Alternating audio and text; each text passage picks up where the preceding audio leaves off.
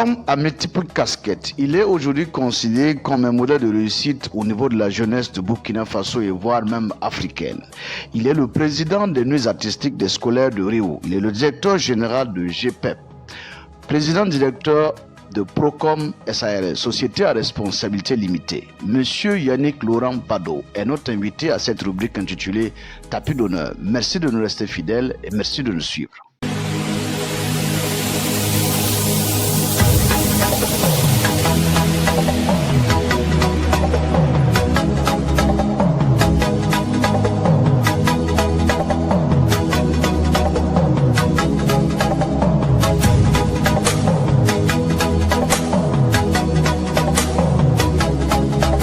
Doit-on vous appeler monsieur le directeur général ou monsieur le PDG? Directeur général, je préfère. D'accord. Vous êtes né à Rio dans le Sanguier, où vous avez pratiquement, je ne dirais pas que vous avez fait l'école là-bas, mais vous avez fait une partie quand même de votre cursus là-bas. Après, vous vous êtes retrouvé à Bobo du Lasso, à Zinéré et pour finir à Ouagadougou. Pourquoi ce parcours? Juste après ma naissance, j'ai été amené par mon oncle à Bobo, où j'ai fait la garderie, ensuite la classe du CP1.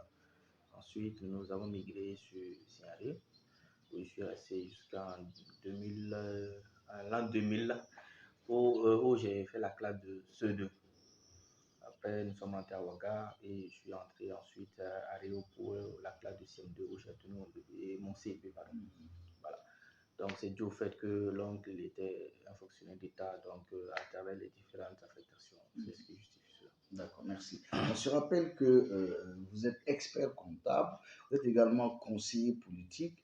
Alors, on peut en parler, hein. Comment de personnes, si on peut avoir déjà le nom de ces personnes que vous avez plus coachées en termes de, ou qui avez, ou du moins vous avez assuré leur communication, ou qui ont bénéficié bien sûr de vos conseils. Est-ce qu'on peut en parler? Si possible, citer d'un. Déjà, je vais dire que je suis plus ou moins novice dans le domaine. Je parlerai plus de collaboration que de coaching.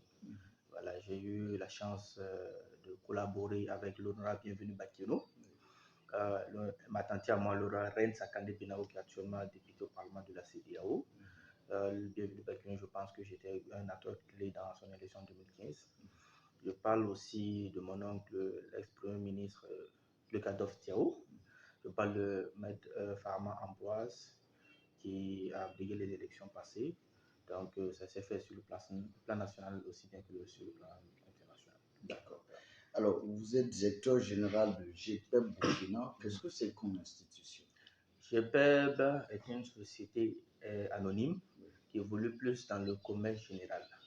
Voilà, nous importons et nous revendons des pneus. Les pneus, ce sont les 315, les 385, c'est-à-dire les pneus des Caterpillar, des cars, des camions, bon, en général les poids lourds avec les dampers. Donc c'est un peu cela. Et en plus de ça, nous évoluons aussi dans les huiles de vidange et aussi dans les voitures. Les voitures, ce sont des voitures toutes neuves. Donc c'est un peu dans ce domaine que nous évoluons. D'accord. Alors, vous êtes homme politique, conseiller politique, promoteur culturel et sportif. Comment vous arrivez à porter toutes ces casquettes? Bon, je me dis déjà, il faudrait une grande volonté. C'est le dévouement, la volonté d'apprendre, la volonté de s'améliorer. Et j'ai des collaborateurs. Voilà, j'ai des collaborateurs qui me permettent d'assurer l'activité culturelle, notamment dans ce qu'on est artistique des scolaires, où il y a tout un comité qui est mis en place, qui est actuellement présidé par Igor Bazimo, pardon. Voilà, en plus de ça, sur le plan culturel ici, bon, parlons plus artistique, j'ai des collaborateurs que généralement on nomme des assistants qui s'occupent de nos artistes que nous essayons de coacher. On va s'intéresser aux nuits artistiques, bien sûr, des scolaires de Léo. Qu'est-ce que c'est comme activité? La nuit artistique des scolaires de Léo Nascor est une activité culturelle, elle est aussi didactique et également sportive. Voilà, c'est l'ensemble des établissements de Rio qui s'unissent pour compétir en slam, question pour un champion, danse traditionnelle, danse moderne. Voilà, mais notre spécificité, c'est que nous, on s'est centré seulement sur les questions de civisme et de paix. Depuis sa naissance en 2014, c'est ce qu'on essaie de prôner. D'accord.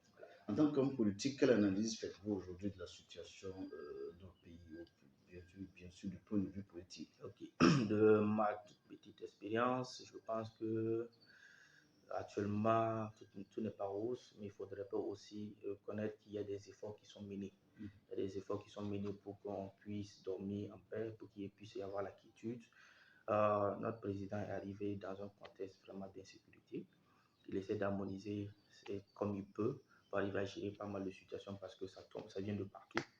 Et vu qu'il est humain comme tous les autres, il faudrait reconnaître aussi qu'il y a certaines limites et on ne lui facilite pas forcément la tâche. Je me dis aussi qu'il aurait pu, je ne me dis pas qu'il n'est pas bien entouré, mais il faudrait aussi penser à mettre les personnes qu'il faut à la place qu'il faut. Arriver à éloigner certains querelles plus ou moins internes qui sont du domaine de partis politiques. Voilà, parce que quand un président élu devient le président d'un peuple, d'un cercle, non d'un parti politique, maintenant je me dis qu'on pourrait fédérer, faire venir, je ne sais pas, certains exilés politiques, les libérer, donner la grâce présidentielle, maintenant se concilier et ensuite je pense qu'il y a certains généraux qui sont hors pays, qui sont exilés, qui sont dans des ambassades, qui pourraient venir donner leur concours pour que l'on puisse avoir vraiment notre paix. Parce que jadis, le Burkina Faso était reconnu par son armée et son armée était vraiment claire. D'accord. Au risque de se répéter, vous êtes un homme à plusieurs casquettes. On va s'intéresser bien sûr au volet culturel. Okay. Aujourd'hui, quels sont vos rapports un peu avec le milieu artistique? J'ai de très bon rapport avec le milieu artistique. J'ai eu la chance de connaître pas mal d'hommes dans le milieu culturel, tels les artistes, les managers et autres. La majeure partie même sont de vrais amis à moi. On s'appelle tout le temps, on se rend visite, on essaie de se soutenir comme on peut. Voilà, je suis actuellement producteur d'artistes. Voilà, vu que j'ai eu la chance d'être manager, je connais un peu le domaine et puis voilà, c'est ça. D'accord. Alors, quelle analyse faites-vous aujourd'hui de la musique burkinabé? Je pense que la musique burkinabé actuellement est vraiment en effervescence. C'est vrai que jadis, il y a eu des grands artistes, mais la renommée n'était pas arrivée à ce stade-là. Voilà. Aujourd'hui, quand on pense à des artistes comme Kaya Oto, comme Azi, comme Tania, qui est de la jeune génération, qui arrive à montrer que le Burkina aussi peut arriver à titiller l'international, que le Burkina Faso a une âme artistique qui était enfuie, qui demandait juste à éclore. Même si je considère, même pour ma propre personne, je pense que Alif Naba et Smadi sont les meilleurs artistes du Burkina Faso. Chers abonnés, doucement et sûrement, nous allons vers la fin de cet entretien. Mais bien avant, nous allons demander à notre invité de lancer un message à l'endroit de tous ces jeunes érudits qui souhaiteraient emboîter ses pas.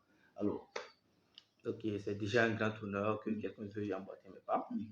Maintenant, le petit conseil que j'ai à donner, c'est quand on veut venir, soit dans l'entrepreneuriat, soit dans le monde politique, de façon générale, il faudra d'abord avoir foi en soi. Avoir foi en ce qu'on fait parce que c'est la meilleure arme. C'est vrai qu'on peut nous donner des coups de pouce, mais la majorité, je dirais les 90% du travail doit être fait par soi-même. Avoir confiance en soi et se dire que c'est impossible qu'on échoue, être vraiment déterminé. Et qu'il y aura des moments de couac, parce que généralement quand tout va bien, c'est pas logique, c'est pas normal. Il faudrait souvent des petites périodes de réflexion pour se remettre en cause. Donc c'est un peu cela. Donc, c'est le tout petit conseil que j'ai à donner à mes frères et sœurs qui pensent pouvoir embrasser le monde politique ou le monde de l'entrepreneuriat. D'accord. C'est vrai que vous l'avez dit avant de mettre un terme à cette émission, à cette entretien, j'allais dire. Vous avez si bien dit que vous êtes producteur. Est-ce qu'on peut avoir plus ou moins le nom de 2 ou 3 artistes, voir quels sont les artistes qui bénéficient bien sûr de votre accompagnement en termes de production? En termes de production, actuellement, nous sommes en train de travailler. Quand je parle de nous, je parle de la maison Procom, que j'ai demandé à d'autres personnes de gérer pour pouvoir assurer bien la fonction du directeur général ici. Nous avons Chris Gates, nous avons Blackness. Nous sommes en discussion actuellement avec Awamilo, voilà, que j'ai eu la chance de coacher, de manager. Voilà, donc ce sont les noms qui reçoivent actuellement. Il y a également Rasben, que j'ai managé, qu'on essaie de trouver une collaboration pour la signature de contrat de production. D'accord. Voilà. Alors, quel est votre mot de fin? C'est déjà vous dire merci. Merci d'avoir pensé à ma petite personne. Merci pour l'intérêt manifesté à ma personne. Et je souhaite que la paix puisse régner au Burkina Faso pour que les affaires puissent prospérer. D'accord. Le tapis d'honneur reçoit pour vous M. Yannick Laurent Bado, en sa qualité de directeur général de GPA Burkina. À la présentation, Ben Sama, la réalisation René Soura va se retrouver d'ici là-dessus de Portez-vous bien et sachez qu'on est ensemble et pour longtemps.